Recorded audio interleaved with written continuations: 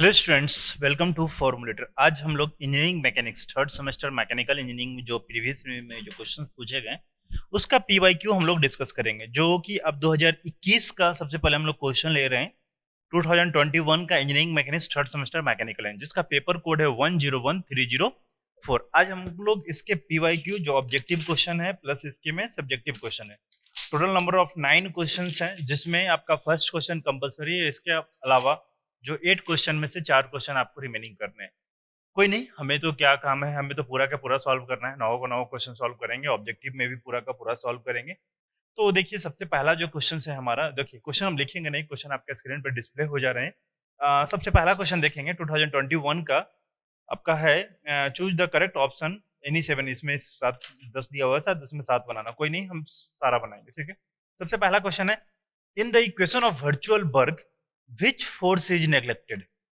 याद कीजिए, principal of virtual work जब हम लगाते थे तो हम लोग क्या करते थे, प्रिंसिपल ऑफ वर्चुअल वर्क का चैप्टर याद कीजिए, जहां पे हम 4 पॉइंट लिखवाए थे, याद है। 4 पॉइंट, एक पॉइंट उसमें ये भी था कि आपका reaction of smooth surface with which, reaction हम लोग क्या करते थे, उसको नेग्लेक्ट करते थे। रिएक्शन किसी भी पर्टिकुलर पॉइंट पे जो रिएक्शन हो जाता था उसको हम लोग नेग्लेक्ट करते थे। In principle of virtual work we don't need to find reaction, because उसको हम लोग क्या करते थे, ऑलवेज रिएक्शन को हम लोग जीरो लेकर चलते थे, ठीक है। तो इसमें ऑप्शन आप पढ़ सकते हैं, in the equation of virtual work which force is neglected, reaction of any smooth surface with which the body is in contact. नहीं, ये नहीं होगा, ठीक है। Reaction of rough surface of body which rolls on it without slipping, गलत। Reaction at point और on an axis through in space around which body is constant to run, ये भी तीनों ऑप्शन हो रहा है ऐसे।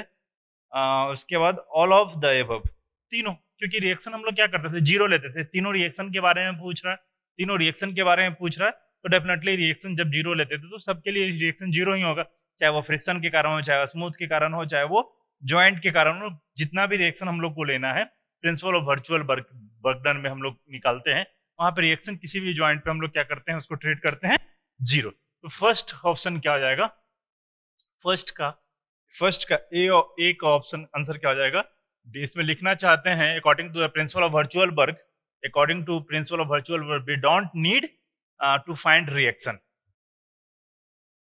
रूल्स में हम लोग लिखा थे, according to the principle of virtual work, according to the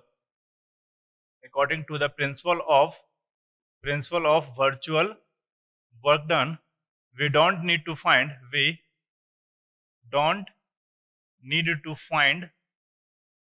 to find reaction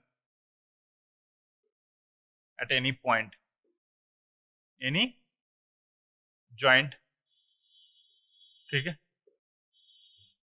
हमको, और उसको जो हम लोग क्या करते थे, रिएक्शन को जनरली हम लोग जीरो लेकर चलते थे, ठीक है।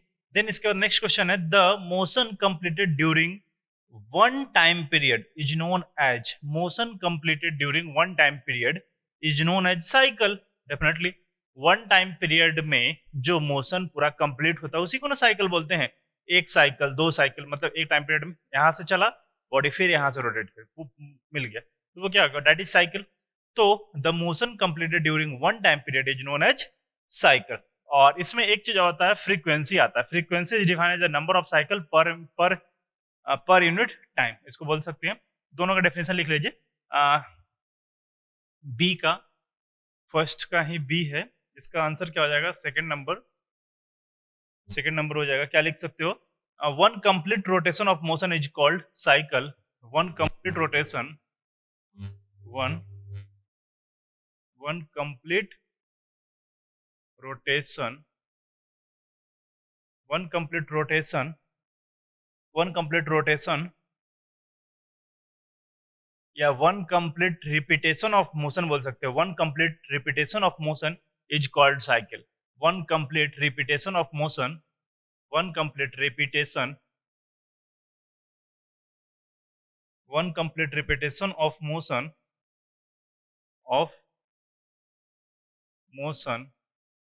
Is known as cycle. While frequency कितना, किसको बोलते हैं, फ्रीक्वेंसी बोलते हैं कि आपका फ्रीक्वेंसी डिफाइन एज आप बोल सकते हो कि वन टाइम पीरियड में कितना बार ये आपका रोटेट कर सकता था। The number of cycles per unit time that is known as frequency, while while number of cycles per unit time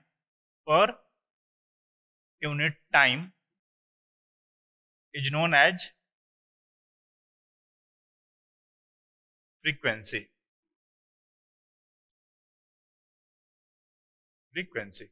The number of cycles per unit time is known as frequency. Question number B हो गया। Then इसके बाद आता है सी। Question number C देखेंगे, when there is reduction in amplitude over every cycle of vibration then the body is said to be। देखो हमेशा reduction हो रहा है, वाइब्रेशन आपका कंटिन्यूसली धीरे धीरे कंटिन्यूसली डिक्रीज कर रहा है। तो वाइब्रेशन वाले चैप्टर में मैंने क्लियर कराया है damped vibration, over damped vibration, critical damped vibration, तीनों वाइब्रेशन के बारे में मैंने क्लियरली बताया। तो वाइब्रेशन आपका कंटिन्यूसली कम था, किसमें जा रहा था, डैम्प्ड वाइब्रेशन में। आपका धीरे धीरे आफ्टर कुछ टाइम के बाद वो कमना शुरू हो जा रहा था। तो क्या पूछ रहा है, when there is reduction in amplitude over cycle of vibration then the body is said to be damped vibration. ठीक है, तो इसका सी का आंसर क्या हो जाएगा, 3 damped vibration. Damped vibration, D. For a simply supported beam the moment at support is simply supported beam moment at support is simply supported beam। इस तरह के बीम को बोलते हैं simply supported beam। मोमेंट कहाँ, यहाँ पे क्या होता है, मोमेंट हम लोग क्या करते हैं, moment should be zero. Moment हम लोग क्या लेते हैं सिंपली सपोर्टेड बीम में, zero. This is the simply supported beam, this is the simply supported beam. इसका आंसर क्या हो जाएगा, जीरो। ठीक है, कैंटिलीवर बीम रहता तो क्या होता, कैंटिलीवर बीम रहता तो क्या होता, अभी कैंटिलीवर बीम रहता तो क्या होता, कैंटिलीवर बीम रहता फिर भी मोमेंट आपका जीरो होता, मोमेंट इक्वल टू जीरो होता।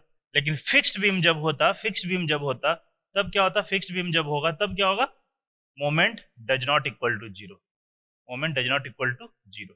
ये तीनों केस आप लोग ध्यान में रखेंगे। ठीक है, दूसरी चीज इसमें और बता सकते हैं कि देखो summation of F of X summation of F of Y does not equal to zero. Summation of F of Y, यहाँ पे summation of F of Y भले बोल सकते हैं जीरो, लेकिन यहाँ पे एफ ऑफ वाई की वैल्यू यहाँ से निकलेगी जो आर ए और आर बी के फॉर्म में हम लोग कैलकुलेट कर देते हैं। लेकिन मोमेंट यहाँ पे क्या होगा आपका, moment should be zero, moment should be zero and moment does not equal to zero. ये आपका कैंटिलीवर बीम हो गया, this is the cantilever beam,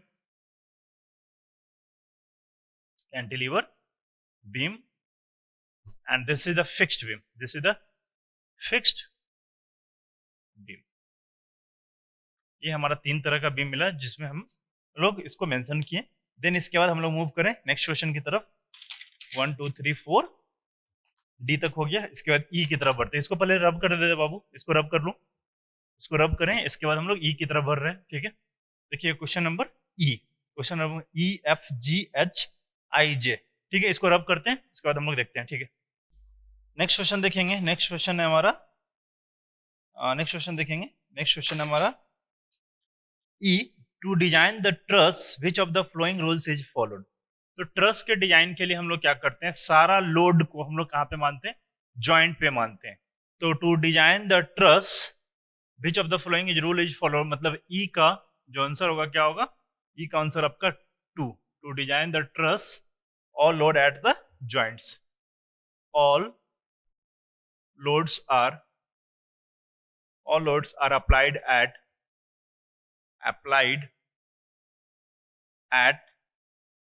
the joints। Next question क्या है, एफ क्वेश्चन पढ़ेंगे। virtual work done is shaped in the form of potential energy, it is best given by।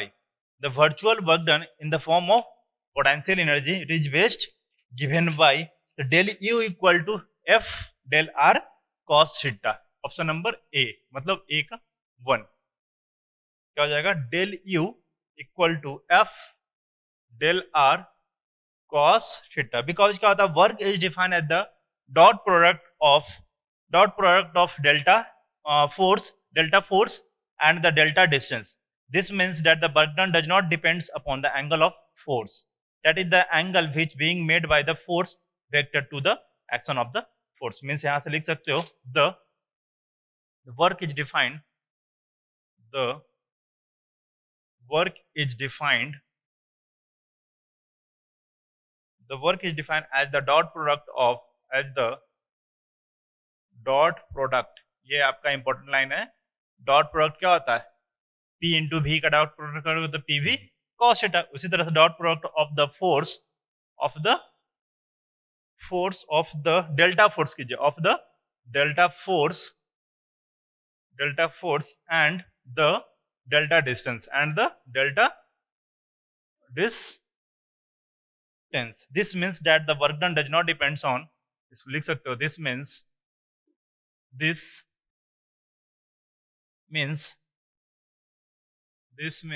work done does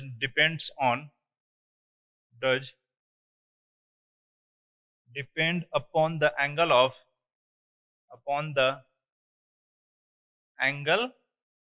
of force. किस angle पे वो force है उस पर depend करेगा, क्योंकि हम लोग डॉट प्रोडक्ट लिए हो तो F डेल F और डेल F डेल R, तो del F del R cos theta तो एंगल पे डिपेंड कर रहा है. that is the angle which is being made by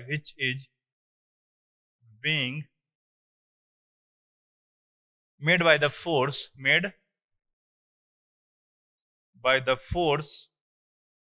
vector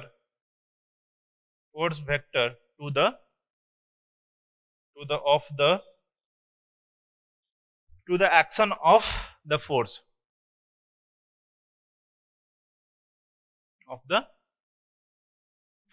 F के बाद आता है G. F के बाद आता है आपका G. F के बाद आता है G. तो G नंबर क्वेश्चन देखेंगे. G नंबर क्वेश्चन है हमारा, the coefficient of friction depends upon the nature of the surface. The coefficient of friction G का क्या होगा? फर्स्ट आपका क्वेश्चन नंबर G क्या है? The coefficient of friction depends on the nature of the surface. तो question ये हो जाएगा आपका, the coefficient of friction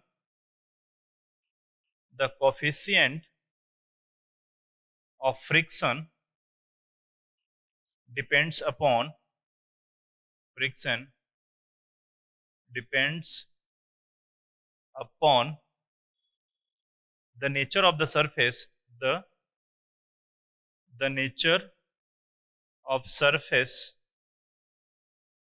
and their roughness,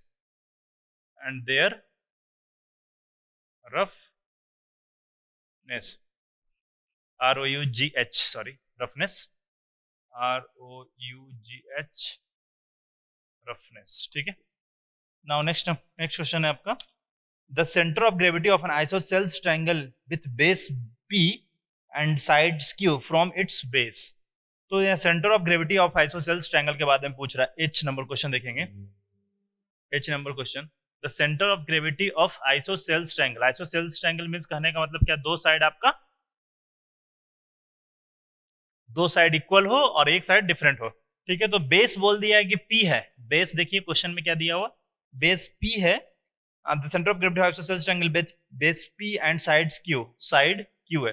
जो दो साइड कॉमन है, दो साइड मतलब जो आपका बराबर है वो आपका Q मान लेते हैं. तो ये P है और इसको मान लेते हैं Q. ये Q है. हमसे पूछ रहा है कि इसका CG कहाँ पे होगा. इसका CG बताइए. CG from the base. तो हम लोग जानते हैं CG कहाँ से लाई करता है? बेस से h/3. यदि ये पूरा हाइट हम लोग h माने, इसको, तो हाइट कहाँ से लाई करेगा? ये बेस से h/3 पे लाई करेगा ना. h/3 पे लाई करेगा. तो h/3 की वैल्यू पूछना चाह रहा है in terms of P and Q के टर्म्स में ही ऑप्शन दिया ना. P और Q के टर्म्स में आंसर दिया है. तो इसके बारे में पूछना चाह रहा है. तो देखिएगा क्या होगा. यहाँ पे सबसे पहले ये लेंथ हम लोग कैलकुलेट कर सकते हैं. यदि ये Q है तो ट्रायंगल में हम लोग ये लेंथ निकाल सकते हैं, h निकाल सकते हैं. तो h इक्वल टू हम लोग बोल सकते हैं h इक्वल टू, ये कितना हो जाएगा डिस्टेंस यहां से यहां तक, ये जब परपेंडिकुलर ड्रॉ किए हैं, आइसोसेल्स ट्रायंगल है, आइसोसेल्स ट्रायंगल, तो डेफिनेटली ये क्या होगा, पी बाई टू हो जाएगा। ये पी बाई टू है और ये क्यू है, तो ये hypotenuse square minus root under का बेस स्क्वायर क्या हो जाएगा, इक्वल टू परपेंडिकुलर का स्क्वायर।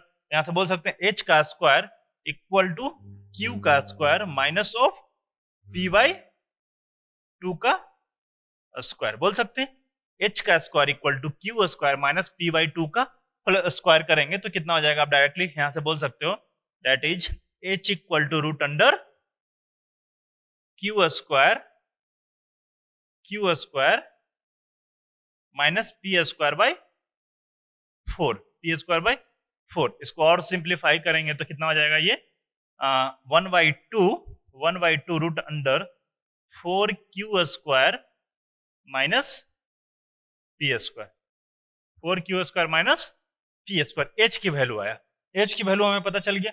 फ्रॉम द बेस पूछ रहा है, बेस पूछ रहा है, द सेंट्रॉइड कहां पे लाई करेगा, तो सो सेंट्रॉइड फ्रॉम बेस h/3 ना, h/3, तो इसका बटा 3 से डिवाइड कर देंगे तो कितना हो जाएगा, 1/6 root under 4q square, root under 4q square minus P square. बहुत सारा बच्चे इस क्वेश्चन को देख के ही डर गए होंगे कि सर कैसे बनेगा, पता नहीं पी और क्यू के टर्म्स में दिया है, देख के ही छोड़ देंगे, वो गलत है। पहले क्वेश्चन पढ़िए, चीजें को समझिए, थोड़ा सा फील कीजिए, उसके बाद क्वेश्चन डेफिनेटली बनेगा। मैकेनिक्स है बाबू, मैकेनिक्स मैथ में यही होता है कि आप थोड़ा सा फील कर पाएंगे तो चीजें थोड़ा सा पेन पेपर पर लिखो, डेफिनेटली बनेगा वो क्वेश्चन। ठीक है, नेक्स्ट क्वेश्चन देखते हैं हम लोग। इसके बाद आई और जे बचा ना, ठीक है, तो देखिएगा क्वेश्चन, नेक्स्ट क्वेश्चन है आपका, for the condition for the equilibrium the body that is the rigid body, only the external force defines the equilibrium and the support reaction only cancel out the rotation part of the body। Means ये body पूछ रहा है कि आपसे, आई number question ना, for the condition of the equilibrium of the body that is the rigid body, only the external force define the equilibrium and support reactions only cancel out the rotation part of the body।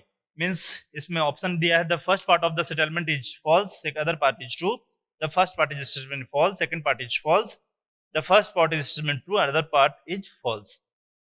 the first part of the statement is true and second part, ये आपका most appropriate answer third लग रहा है, तो तीसरा answer है। चलिए देखते हैं इसमें आई नंबर क्वेश्चन, आई नंबर क्वेश्चन, इसको रब करें, आई और जे दो क्वेश्चन बाकी है ना, ठीक है, आई और जे देखते हैं।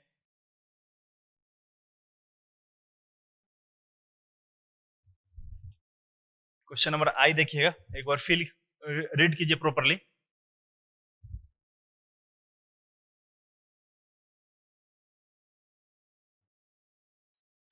For the condition of the equilibrium of the body, the rigid body, only the external force defines the equilibrium and support reactions only cancel out the rotational part of the body।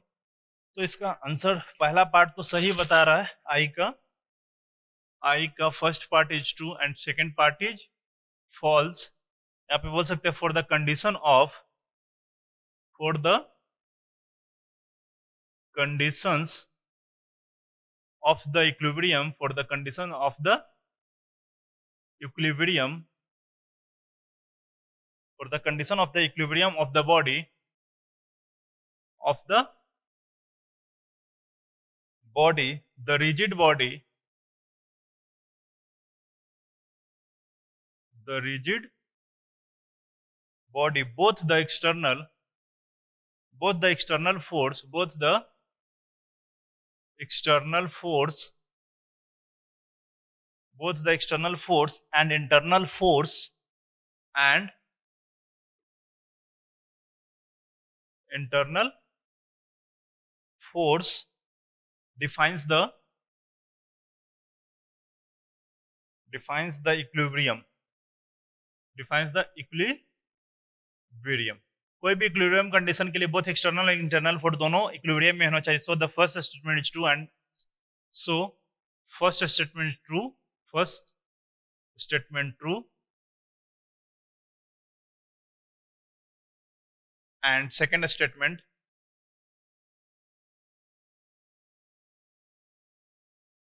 Is false.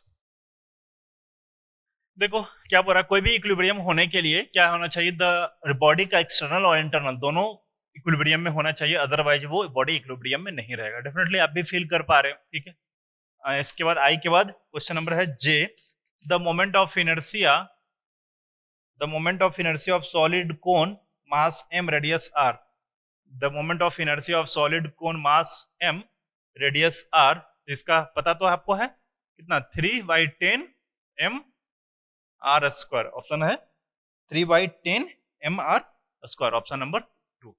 ये पूरा का पूरा objective part हम लोग का cover हुआ, objective question हम लोग डिस्कस कर लिए। अब इसके बाद आता है कन्वेंशनल क्वेश्चन, जो कि आपका 2a 2b 3 4 5a 5b 6 7a 7b 8ab 9ab, इतना क्वेश्चंस दिया है। सारे क्वेश्चन को हम लोग वन बाय वन करके इसको सॉल्व कर देते हैं ताकि आप लोग को हेल्प हो सके, ठीक है। तो इसके हम क्या करते हैं, पूरा का पूरा क्वेश्चन को हम प्रॉपरली सॉल्व कर देते हैं, इसको second part 2 part B part C part D करके मिलते हैं, ठीक है। तो ये सारे लेक्चर हमारे ऐप पे अवेलेबल होंगे, मतलब पार्ट 2 पूरा का पूरा कन्वेंशनल क्वेश्चंस जो होंगे, मतलब सब्जेक्टिव जो क्वेश्चन है पूरा का पूरा किस तरीके से आपको एग्जामिनेशन में लिखना है प्रॉपर वे में हम उसको मेंशन करते हैं, ठीक है। तो मिलते हैं हम लोग नेक्स्ट लेक्चर में, तब तक के लिए bye bye and take care. कोई भी कंफ्यूजन है, इसके अलावा कोई क्वेश्चन में डाउट वगैरह, तो एप्लीकेशन के चैट में मैसेज कीजिए, डेफिनेटली रिप्लाई मिलेगा। व्हाट्सएप वगैरह मत करना, वो एप्लीकेशन के चैट में मैसेज कीजिए, एट नाइट तक रिप्लाई मिलेगी, ठीक है। ओके, और जहाँ पे इस लेक्चर को देख रहे हैं कोशिश कीजिए अपने बैचमेट लोगों को शेयर करने के लिए, ठीक है। Bye bye and take care, मिलते हैं कल।